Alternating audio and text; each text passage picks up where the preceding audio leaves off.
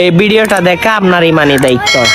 আমার রসুলের নাতি হযরত হুসাইন রাদিয়াল্লাহু তাআলা আনহু আর হযরত উমরের ছেলে আব্দুল্লাহ একদিন খেলা করছিল। হঠাৎ রাগ হয়ে হযরত হুসাইন আব্দুল্লাহকে বলে, উমরের ছেলেকে বলে, হে গোলামের বাচ্চা গোলাম। তখন আব্দুল্লাহও মাথা গরম হয়ে গিয়েছে। আব্দুল্লাহ বলে, আমার বাবা হচ্ছে হযরত উমর, অর্ধ পৃথিবীর শাসক, তাকে গোলামের বাচ্চা গোলাম কেন বলেছ? সেটার বিচার হতে হবে। তখন আব্দুল্লাহ গিয়ে তার বাবা হযরত উমরকে বলল, হুসাইন আপনাকে গোলামের বাচ্চা গোলাম বলেছেন, সেটার বিচার আপনাকে করতে হবে। তখন উমর সকল মুসল্লিকে এক জায়গায় করলো, তখন করে বলে, হে হুসাইন তুমি দাঁড়াও, আমি অর্ধ পৃথিবীর শাসক, কিন্তু তুমি আমার ছেলেকে আমাকে গোলামের বাচ্চা গোলাম কেন বলেছ? তখন হুসাইন বলে, হে উমর, তুমি কি আমার নানার গোলামি করো নাই? সুবহানাল্লাহ।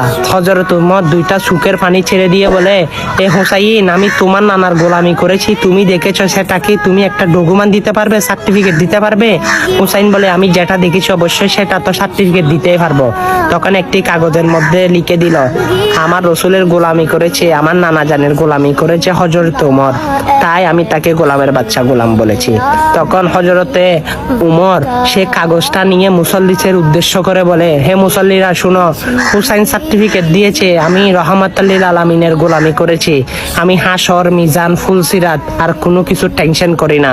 আল্লাহ রাব্বুল আলামিন যদি হাসরের ময়দানে আমাকে বলে, হে উমর কি আমল নিয়ে এসেছো, আমি এই সার্টিফিকেটটা নিয়ে দেখিয়ে আল্লাহর জান্নাত অব্দি চলে যাব। সুবহানাল্লাহ। দেখেন, হুসাইন জান্নাতে যুবকদের সর্দার, কিন্তু হুসাইনের সার্টিফিকেট নিয়ে হযরত উমর জান্নাতে যেতে চায়। আপনি সে হুসাইনের জন্য কি করেছেন? কিছু তো করতে পারেন না।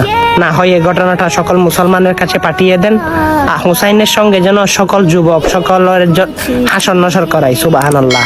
ভিডিওটা শেয়ার করে দিন। আমিন।